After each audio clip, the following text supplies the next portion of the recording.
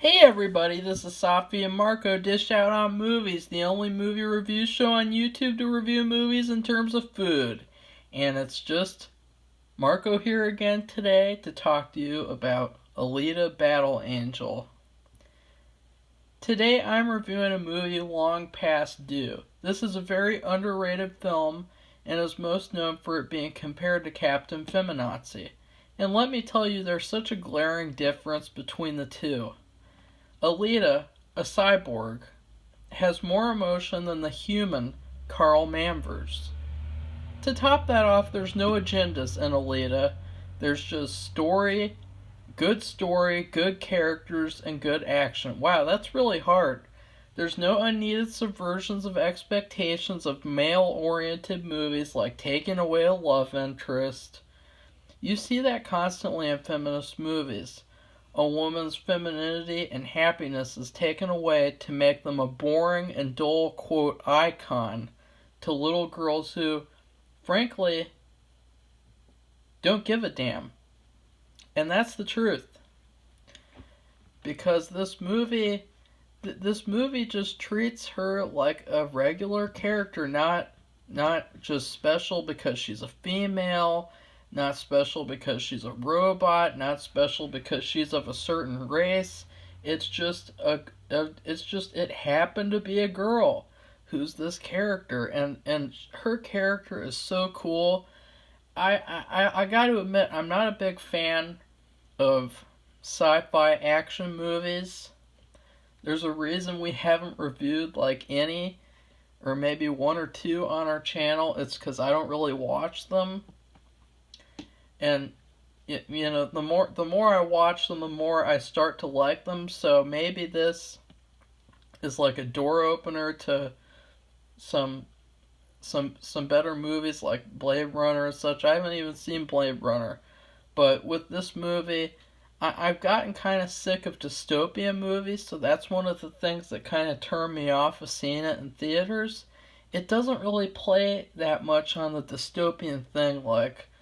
I know in a lot of dystopian movies there's this like overruling government and there's this authority figure, and they don't really do that. It's more just about the characters and about their necessity to get to a certain place and to get money and all that kind of stuff. It's a lot more interesting than these generic dystopian movies like Hunger Games, Divergent, gross movies. I hate those movies.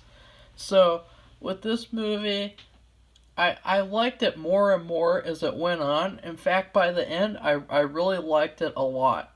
In fact, and I actually really like that, the way that you start off and you're like, I'm not really sure about this, but then as the movie goes on, you get more action, you get to know her more, and you get to know these characters more. You get all these cool effects. You get, and another thing too is there's a boyfriend character in this movie, and at first I didn't really like the boyfriend. I thought he was kind of generic, but then again, as the movie goes on, you like him more and more, and so that was pretty cool. In terms of highlights, I have to say Alita herself is the highlight of this movie. I really want a sequel to this movie. I want more movies with her as the star. Not because she's a her, because I like her character. And I think she's cool and badass.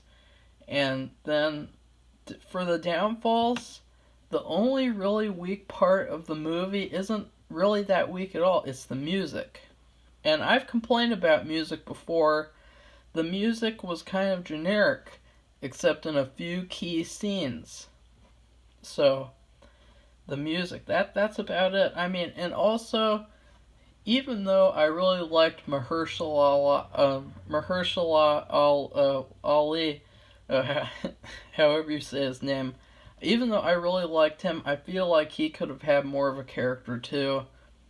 He was just kind of a presence in the background, and then he gets, he something happens, but he's really kind of like the underboss to another person, And that's not a spoiler. I mean, it's a huge manga. It's expected that there would be all these underbosses that would lead to a big one at the end, but he just wasn't very much of a character. But I don't really care. It doesn't bother me because overall I really enjoyed this movie a lot more than I was expecting I would. And that's a really good thing too, is that when you watch a movie, and that's always the best thing. Because studios nowadays, they want you to be hyped when you watch a movie. They want you to be like, "Oh my god, I'm so excited. I'm going to have a heart attack before this movie even starts." But then you watch the movie and it's just, yeah, okay, it was a good movie. And your excitement deflates, actually. But with this movie, my excitement was kind of at a medium, and it went to an all-time high by the end. And so that's a really good thing because most movies nowadays, they rely all on creating this hype surrounding the movie before the movie even comes out and you even see it. And they do that with like Rotten Tomatoes, and of course critics gave this movie a bad review because it's not Marvel, and then the audiences loved it. So that's what happens with good movies usually. They get bad critic reviews because they're not Marvel, and then the audiences love it. And with this movie, it has a huge cult following. I don't even want to say cult following because I feel like that's insulting to this movie. This movie has a huge following of great fans, and they're really nice people, and they've discussed the movie with me, and the manga too, the manga, however you say it. They've discussed it with me, and so overall, this movie was a great treat, a great surprise, and a great addition to this kind of, to be honest, mediocre year of movies. So, now on to my rating. My rating is a steak stir fry, medium size. Alita is the steak. She's the clear star of the show, and her character drives the movie. But the stir fry only works best when there's other elements too to complement the star. The onions represent the amazing action sequences, along with the cool cyborg violence that couldn't be shown in a PG-13 movie if it was humans as the victims. And that's true, like the chopping off the faces, the cutting people in half, cutting off their arms, cutting off everything. That stuff could not be shown in a PG-13 movie if it was the humans having that done to them. It's only because these are robots, and so I love that. I think that's such a smart idea of Robert Rodriguez to play on that, to kind of take advantage of this PG-13 rating and give kids what they really want to see instead of, this really generic MCU type of violence that they have. And then the scallions and the carrots are the side characters who offer much to the dish too. Christoph Waltz, he gave a very restrained performance this movie. I don't really want to say restrained, but he was just very held back. Like he wasn't like in other movies where he's the charismatic guy who's just stealing the show. He was very withdrawn. He's this father. He's grieving. He was a nice character. The boyfriend, he was cool. Jackie Earle Haley played a fantastic villain, and it's funny how small he is, and he's this hulking body, and I loved his performance. And then Mahershala Ali, I'm sorry for saying it so wrong, but he did a great job. He was very menacing, but he was also very, wimpy, and so I liked how this huge, scary villain by the end is reduced to this wimpy little biatch.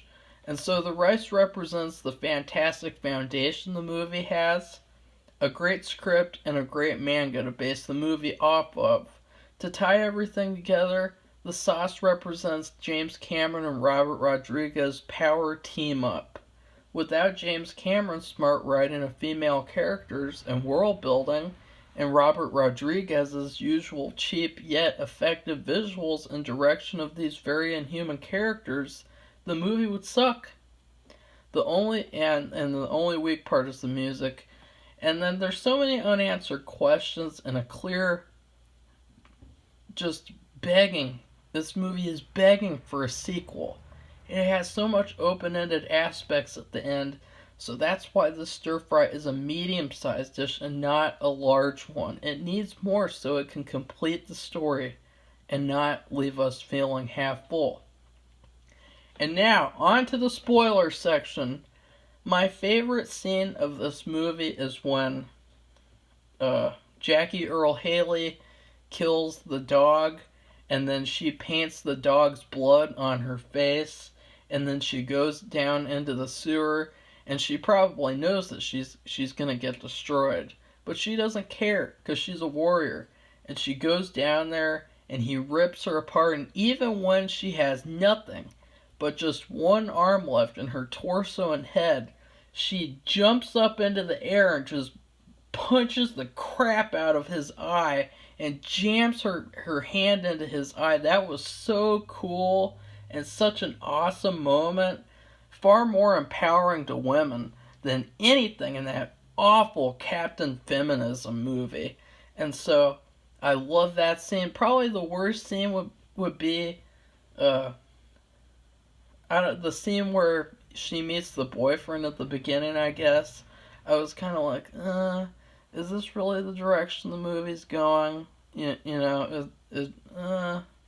So I love this movie, and the visuals too. A lot of people have said she has creepy eyes, which they're kind of cute, kind of creepy at the same time, but you get used to them as the movie goes on. And her voice too. I gotta just highlight. Rose Salazar is probably the best actress of the year so far that I've seen. Best performance that she's given. She was able to give that behind all this motion capture, and I thought that was phenomenal. I applaud her for that, and I think you should definitely see this movie just for her, if anything. And so that's all I have to say about Alita Battle Angel. It's too bad Safi missed out on this one too. She's gonna see Once Upon a Time in Hollywood though, so. Anyways, I'll see you later this week with Mindhunter Season 1 review, Once Upon a Time in Hollywood review, and spoiler review, and Scary Stories to Tell in the Dark review. From the best horror movie review channel on YouTube, Safi and Marco dish out on the movies.